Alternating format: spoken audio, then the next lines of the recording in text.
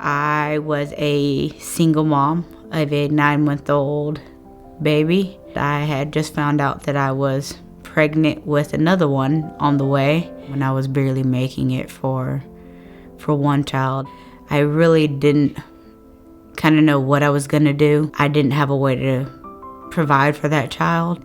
I reached out to a mentor, and immediately she knew a family that was looking to adopt.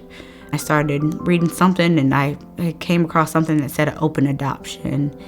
And once I started reading about that, I was like, okay, that sounds like something that I think that I could do and still be a part of my son's life. And my caseworker, she gave me a couple books to look at with some information about some families.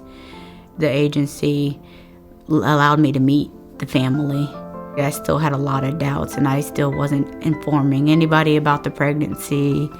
The baby's gonna come, and you guys have other children, and you're gonna forget about me. When I met them in person, I felt at home with them like I had known them my entire life. The biggest thing about our relationship has been communication. Sometimes it's walking on eggshells in the beginning of, okay, well, I want this, but I'm afraid to ask for this, or that may be asking for too much.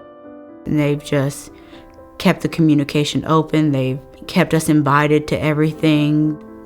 My boy Wilder, he's a hoot and a half.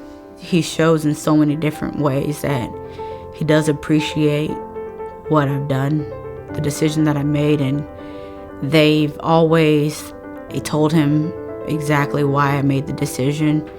The decision that we made to place him was a decision of love, and he reciprocates that love every time I see him, and it just makes it all so worth it. There's a lot of people who didn't understand how I could have one and place another.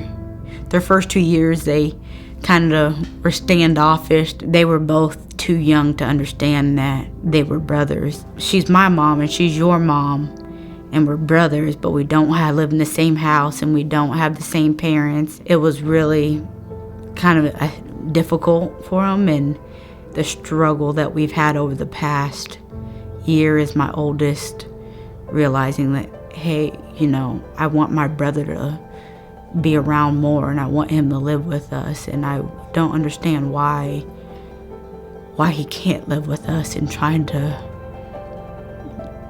get him to a place where he can understand that it's hard for both of us, him not living with us. Trying to build a responsible and healthy and loving and kind person is really hard thing to do. It doesn't sound like it would be that hard, but am I giving them enough love? Am I telling them I love you enough? My oldest son, Tay, I know as he gets older, there's a lot more questions, and still feels like there's a part of me missing, and making sure that I try and feel any parts of him that might be missing as well.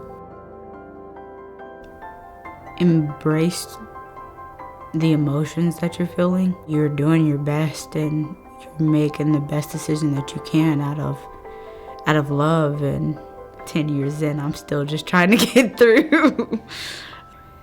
I've got 2 healthy boys. They love each other. Neither one of them will have to wonder if they were loved.